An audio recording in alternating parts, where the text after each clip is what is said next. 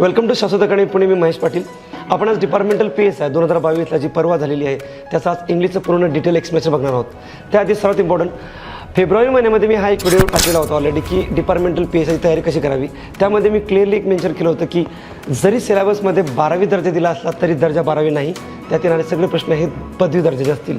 आणि इम्पॉर्टंटली मी सगळ्यांना गाईड केलं होतं की previous year question paper STI PSI assistant राज्यसेवा सगळे क्वेश्चन पेपर चाळा, त्यात ते प्रश्न कॉपी होतात. आणि आजचा पेपर अराउंड 90% कॉपी आहे. आजच्या डिपार्टमेंटल PSIला जसं मी तुम्हाला सांगितलं होतं फेब्रुवारी महिन्यामध्ये की STIचे प्रश्न कॉपी होतील, PSIचे प्रश्न कॉपी होतील. काही प्रश्न कॉपी नाही झाले तर त्याचा फॉर्मॅट कॉपी होईल. इम्पॉर्टंटली मी हे पण सांगितलं होतं की जरी फॉर्मॅट कॉपी नाही झाला व्होकॅब्युलरी तरी कॉपी होतील. आणि त्या संदर्भात मला हेही बोललो होतो की रिसेंट आलेले पेपर म्हणजे राज्यसेवा 2021 असेल किंवा 2019 राज्यसेवा असेल, STI असेल, कंबाईन असेल 18-19 ते सगळे पेपर करून जा. आणि तेच घडलं. As it is copy paste paper आलेला आहे. तर आपण आज बघूया की डिटेल उत्तरं काय आहेत आणि प्रश्नाचे कुठून कॉपी कसे झालेले आहेत. तर हा जो आपण सेट घेतलेला हा C सेट आहे. C सेटनुसार आपण 26 नंबरच्या क्वेश्चनला जाऊया. तर 26 नंबरचा क्वेश्चन पहिला बघा आपल्या C सेटमध्ये. They have a huge reserve of latent talent. आता ते लेटंटचं त्यांनी मिनिंग विचारलेलं आहे आणि लेटंटचा मिनिंग असतो हिडन, छुपा, गुपित, लपलेला. मग त्याचं उत्तर अपेक्षित आपलं आहे अनसीन. मग अनसीन म्हणजेच काय तर छुपा, लपलेला.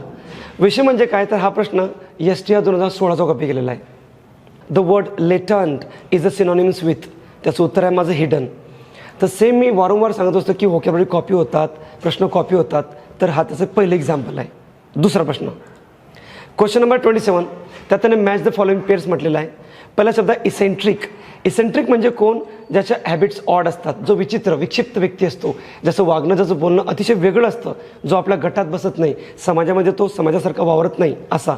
A man with a strange habits हे त्याचं उत्तर आहे. विषय म्हणजे इसेंट्रिक शब्द भरपूर वेळ आलेला आहे ऑलरेडी MPSCमध्ये. तुम्ही जर 11 प्रश्नपत्रिका बघितल्या तर इसेंट्रिक शब्द आहे. इनफॅलेबल. इनफॅलेबल म्हणजे काय बिनचूक, ज्याच्या चुका नाही असा की जो चूक करू शकत नाही. A person who can not make mistakes. तिसरं फॅनाटिक.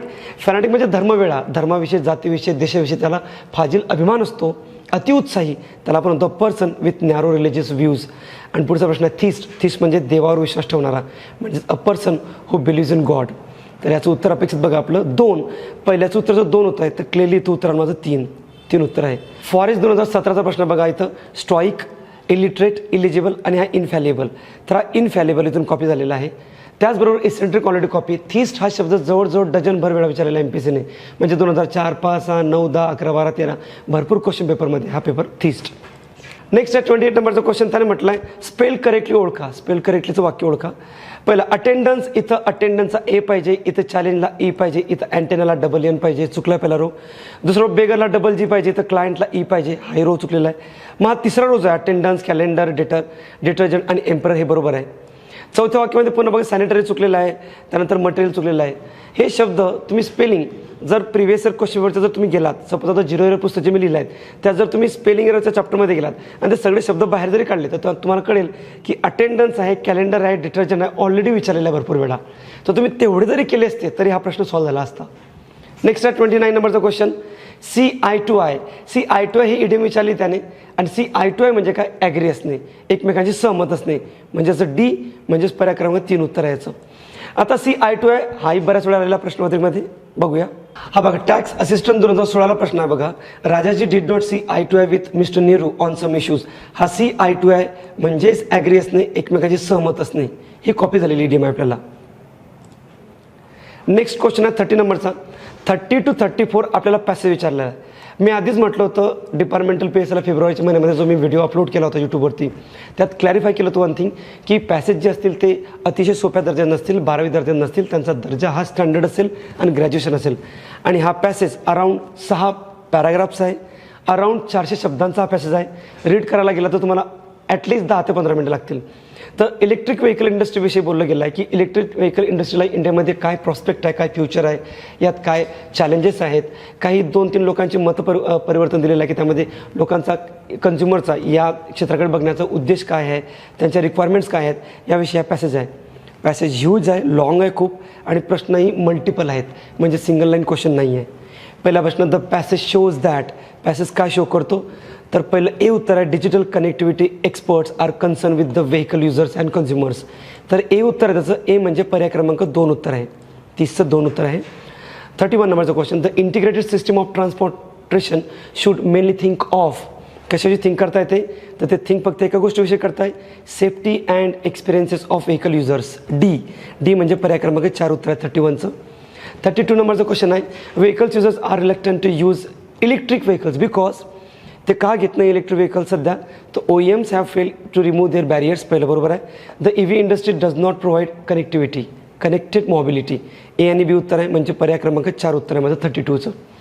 33 नंबरचा क्वेश्चन आहे, one of the challenges discuss in the passage is. One of the challenges, कुठलं चॅलेंज, तर डी आहे, who will pay the maintenance cost of backend infrastructure. D म्हणजे पर्याय क्रमांक आहे माझा 2. 34 नंबरचा क्वेश्चन आहे, त्याने फ्रेज विचारले, लिप्स अँड बाउंड्स या फ्रेजचा अर्थ काय. लिप्स अँड बाउंड म्हणजे काय, झपाट्याने वेग होणे, झपाट्याने वाढणे, एखाद्या गोष्टीमध्ये ग्रोथ होणे, म्हणजेच काय व्हेरी फास्ट किंवा रॅपिडली. हा उत्तर आहे.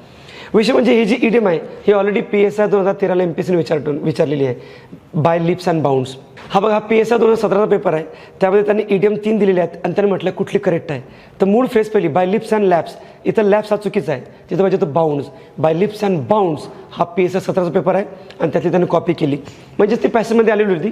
जर सपोज मी प्रिव्हियस इयर क्वेश्चन पेपरचं ऑलरेडी डिटेल अनालिसिस केलं असेल तर सहज माझा तो 1 मार्क्स मिळाला असता, पॅसेज न वाचता सुद्धा. दुसरं इथं ऑड्स अँड इथं एंड्स पाहिजे होतं, मूळ म्हण अशी आहे ऑड्स अँड एंड्स. तिसरी किथ अँड किन, इथं किनचं स्पेलिंग चुकलं आहे, KIN चुकवलं MPSCने. तिन्ही इडियम चुकीच्या होत्या. उत्तर माझा नन ऑफ द अबव होतो. हा PSI 17चा पेपर आहे. 35 नंबरचा क्वेश्चन आहे, he knows how to break in horses. आता बघा, ब्रेक इनचे अनेक मिनिंग होता, मल्टिपल मिनिंग आहे ब्रेक इन या फ्रेजल वर्बचे. पण ब्रेक इनचा दुसरा असा अर्थ आहे ब्रेक इनचा की एखाद्याला ट्रेन करणे, एखाद्याला परफेक्ट करणे. मग वाक्याच्या रूलनुसार, वाक्याच्या एक सेन्सनुसार, अर्थानुसार जर गेलो तर उत्तर माझं डिसिप्लिन. सी पर्याय येईल. सी म्हणजे पर्याय क्रमांक 2. 36 नंबरचा क्वेश्चन आहे, the boy who is wearing a green shirt is my student. हे बघा, who is wearing a green shirt हा द बॉय या नाऊनविषयी क्वालिफाय करतो, या नाऊनविषयी माहिती येतं, म्हणजे माझा ॲडजेक्टिव्ह क्लॉज आहे. अतिशय सोपा प्रश्न आहे हा, आणि अशा प्रकारचे प्रश्न ऑलरेडी खूप आले आहेत. बघा, राज्यसेवा 2016ला सेम क्वेश्चन फॉर्मॅट आहे. हा बघा, राज्यसेवा 2016ला प्रश्न आहे, the boy who stole the watch was caught. बघा, हू स्टोल द वॉच, पुन्हा बॉयविषयी माहिती येतं वाक्य, म्हणजे हे वाक्य ॲडजेक्टिव्ह क्लॉज आहे, बॉयला क्वालिफाय करताय. आणि सेम पॅटर्न आपल्याला डिपार्टमेंटला विचारलं त्यांनी. मग अशा प्रकारचे प्रश्न जर मी सॉल्व्ह केलेले असतील तर डोक्यामध्ये ते पॅटर्न माझ्या फिक्स असतं, तर विदिन अ सेकंड मी त्याचं उत्तर लगेच क्लिक करतो. नंबर नेक्स्ट क्वेश्चन आहे 37 नंबर, शाल आय बाय अ स्कूटर. हे वाक्य ॲज इट इज कॉपी आहे STR 2018चं. शाल आय बाय स्कूटर, तर शालचं वाक्य आहे, तर हे तो सिकिंग परमिशन मागतोय तो. सी म्हणजे पर्याय क्रमांक 3 आहे. तो तुम्ही स्कूटर विकत घेऊ शकतो का, तर उत्तर माझं 3. हा प्रश्न ॲज इट इज STR 2018चा कॉपी आहे. हे बघा, STR 2018 81 नंबरचा प्रश्न आहे, शाल आय बाय अ स्कूटर, आणि त्याचे 4 पर्याय तेच आहे. इथेही आयोगानं उत्तर 3 दिलेलं आहे आणि त्याचं उत्तर 3च आहे. 38 नंबरचा क्वेश्चन आहे आपला, he has been working for 2 months. आता बघा, हे वाक्य प्रेझेंट परफेक्ट कंटिन्युअस टेन्स आहे. यामध्ये फॉरचा वापर योग्य आहे, बीनचा वापर योग्य आहे, म्हणजे गेल्या 2 महिन्यापासून हा कार्य करतो आहे. For since that is correct, हे माझं उत्तर आहे, 1 उत्तर आहे. दुसरं, he was slept Wien the thief broke in. आता बघा, इथं वॉज स्लेप, पहिली गोष्ट स्लेप्ट हे पॅसिव्ह होणार आणि चुकीचं आहे. Wien the theft broke in, याचं उत्तर कसं होईल, Wien the theft broke in, जेव्हा ॲक्च्युली थेप ब्रोक इन म्हणजे जेव्हा एखादा चोर घरामध्ये म्हणजे जबरदस्तीने आला तेव्हा ही वॉज स्लीपिंग असं अपेक्षित उत्तर आहे. म्हणजे जेव्हा एखादी क्रिया घडली त्या दरम्यान दुसरी क्रिया सुरू होती, म्हणून he was sleeping when the thief broke in. दुसरं वाक्य चुकीचं आहे. तिसरं, he has gone to Pune yesterday.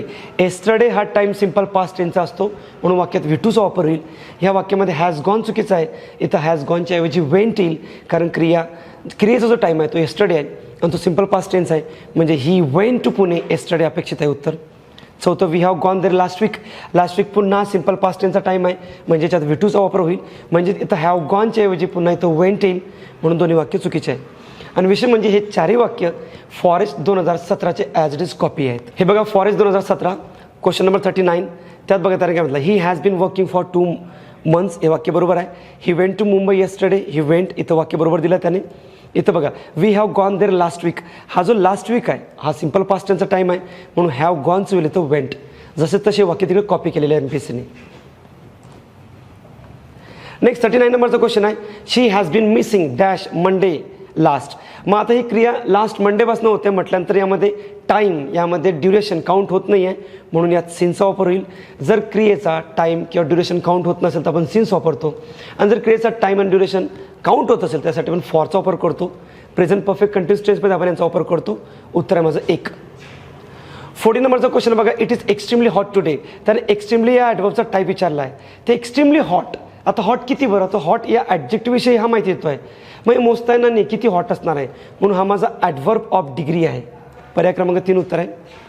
41 नंबरचा क्वेश्चन आहे, identify the sentence return in a correct passive voice. बघा करेक्ट पॅसिव्ह व्हॉइस म्हटलं त्याने, करेक्ट. आता पहिलं वाक्य वॉज टॉट पॅसिव्ह सिंपल पास्ट टेन्सचा, दुसरं was started passive simple past टेन्सचा, तिसरं आय एन्जॉयड हे ॲक्टिव्ह व्हॉइसचं सिंपल पास्ट टेन्सचं वाक्य आहे, चौथं दे सॉ हे ॲक्टिव्ह व्हॉइस आहे सिंपल पास्ट टेन्सचं वाक्य आहे. आता 2 वाक्य पॅसिव्हचे आहेत.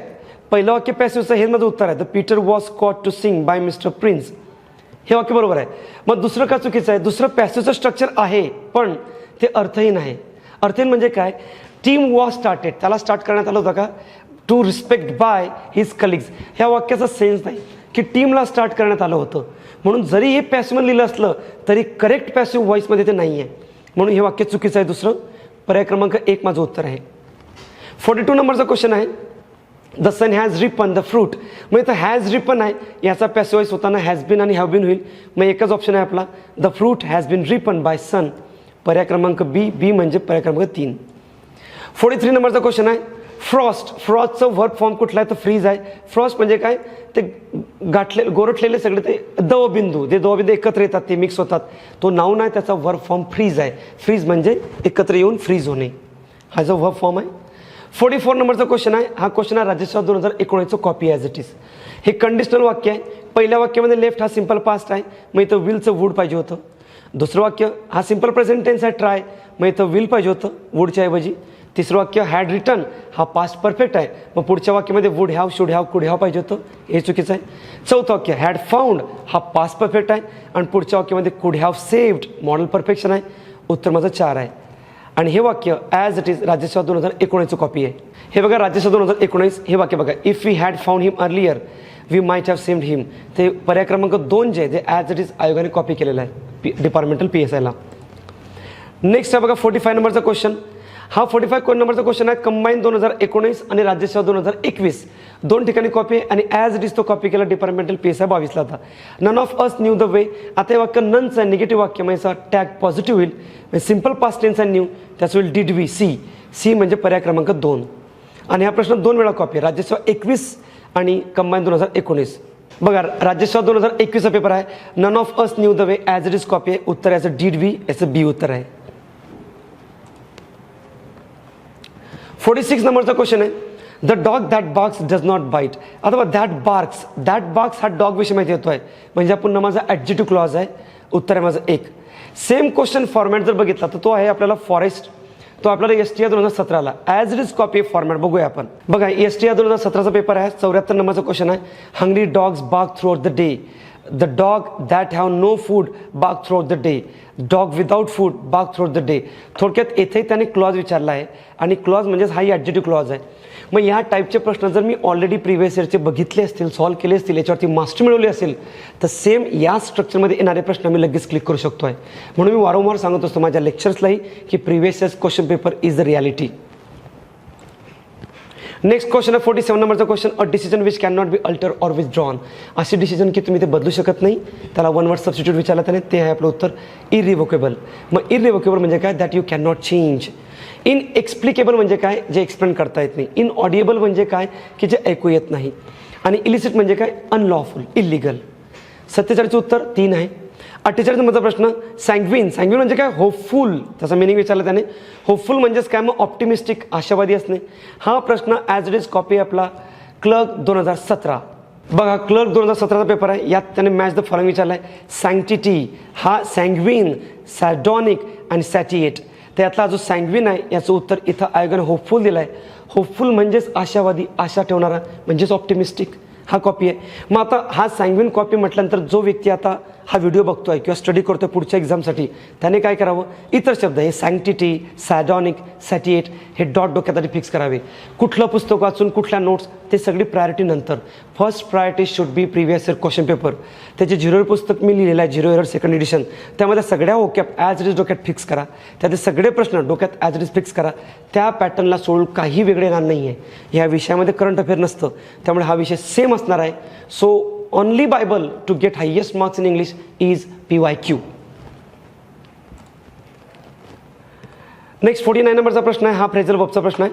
ॲडव्हर्सिटी stroke one to dash one's best efforts. त्याचं उत्तर आहे पुट फोर्थ. पुट फोर्थ म्हणजे काय? ॲडव्हान्स, एखादी गोष्ट पुढे ढकलणे, एखादी गोष्टीला चालना देणे, एखादी गोष्टीला मूव ऑन होणे. बाकी पुट बॅक म्हणजे पोस्टपोन, पुट ऑफ म्हणजे पोस्टपोन, पुट ऑफ म्हणजे पुट अप म्हणजे सहन करणे किंवा पुट अप म्हणजे कुठे राहणे असे होतं. तर आपल्या वाक्याच्या सेन्सनुसार, रिक्वायरमेंटनुसार उत्तर एक आहे पुट फोर्थ. 50 नंबरचा क्वेश्चन आहे, लास्ट क्वेश्चन आहे हा. Choose the correct meaning of the underline idiom. He idiom आयोगाने आतापर्यंत विचारलेली नाही, ही नवीन इडियम आता आलेली आहे. तो तुम्ही आता इलाच आता लक्षात घ्या, जेणेकरून ही पुढे कॉपी होईल. She is leading a dog's life as her husband is an alcoholic and without a job. त्याने लिडिंग अ डॉग्स लाईफला अंडरलाईन केलं. लीड अ डॉग लाईफ म्हणजे काय? कुत्र्यासारखं आयुष्य जगणे, म्हणजेच संकटात जगणे, म्हणजेच काय? अतिशय दुःख असणे. उत्तर आहे लाईफ ऑफ मिझरी. उत्तर एक आहे. तर बघा, again I repeat, PSI, STI, assistant राज्यसेवा कंबाईन कुठली एक्झामिनेशन असू द्या, previous year question paper number 1. Number 2, तुम्ही घ्यायचं एक विश्लेषण पुस्तक जे मी 0 इयर लिहिलं आहे, त्यात मी खूप डिटेलमध्ये दिलेलं आहे, ते प्रॉपर करा. आणि तिसरं, मग नंतर क्लासच्या नोट्स आणि नंतर मग टेस्ट सिरीज. पण प्रश्नपत्रिका आयोगाचा पॅटर्न अजिबात सोडू नका. बाजारातल्या पुस्तकांनुसार प्रश्नपत्रिका बनत नाही. प्रश्नपत्रिका ही तयार होते प्रिव्हियस इयर क्वेश्चन पेपरच्या स्टडीनुसार. तर तुम्ही PSI करता म्हणजे STI अभ्यास करणं गरजेचं आहे, STI करता म्हणजेच राज्यसेवा अभ्यास करणं गरजेचं आहे. सर्व क्वेश्चन पेपरवरती होल्ड क्रिएट करा आणि तेव्हाच तुम्हाला हायस्ट मार्क्स मिळतील. इथून पुढे डिपार्टमेंटल PSI सर्वांना माझा एकच सल्ला असेल, PYQ.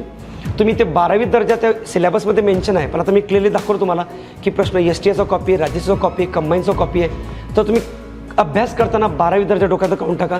ते Ram Shyam eating mango, I like mango असलं कुठलंही इंग्लिश MPSC आज राहिलेलं नाही आहे. So I request you all to go with the requirements of the MPSC through previous year question papers. Thank you.